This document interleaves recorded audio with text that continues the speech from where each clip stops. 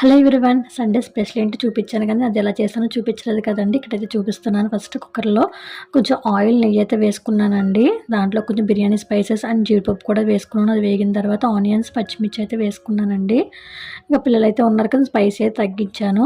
అవి కూడా మగ్గిన తర్వాత అల్లం వెల్లుల్లి పేస్ట్ కూడా అయితే వేసుకున్నానండి. అది కొంచెం మగ్గిన తర్వాత రొయ్యలు అయితే వేసుకున్నాను.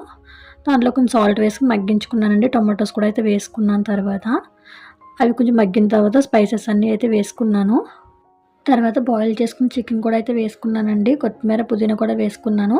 అవి కొంచెం అయితే మగ్గుతున్నాయండి. ఇంక పక్కనైతే కట్టాకైతే ప్రిపేర్ చేసుకుంటున్నాను. ఫస్ట్ ఆయిల్ వేసుకొని చెక్క, లవంగం అయితే వేసుకున్నానండి. ఆనియన్స్, చిల్లీ అయితే వేసుకొని కొంచెం మగ్గించుకున్నాను. తర్వాత టొమాటోస్ కూడా వేసుకొని అయితే మగ్గించుకున్నానండి. అల్లం వెల్లుల్లి పేస్ట్ వేసుకున్న తర్వాత బాయిల్ చేసిన ఆనపకాయ ముక్కలైతే వేసాను. దాంట్లోకి కొంచెం పసుపు, ఉప్పు, కారం అయితే వేసుకున్నానండి. తర్వాత బాయిల్ చేసుకుని చికెన్ కూడా వేసుకున్నాను. చికెన్ వేసుకుంటే టేస్ట్ బాగుంటుందనేసి. తర్వాత చింతపండు పులుసు ఉడకపెట్టుకుని శనగపప్పు పేస్ట్ కూడా అయితే వేసుకున్నాను కొంచెం చిక్కదనం కోసం. తర్వాత వాటర్ అయితే వేసుకుని మరిగించుకుంటున్నానండి. ఈ లోపల ప్రాన్స్ కూడా మగ్గిపోయినాయి. దాంట్లో వాటర్ వేసుకుని వాటర్ మరిగిన తర్వాత రైస్ వేసుకుని దాంట్లో కొంచెం నెయ్యి, కొత్తిమీర అయితే వేసుకుని లిడ్ అయితే పెట్టుకున్నానండి. 2 విజిల్స్ అయితే రానిచ్చాను. ఇక్కడైతే కట్ట మరిగిపోతుందండి. దీంట్లో కొంచెం బెల్లం, కొత్తిమీర అయితే వేసుకున్నాను.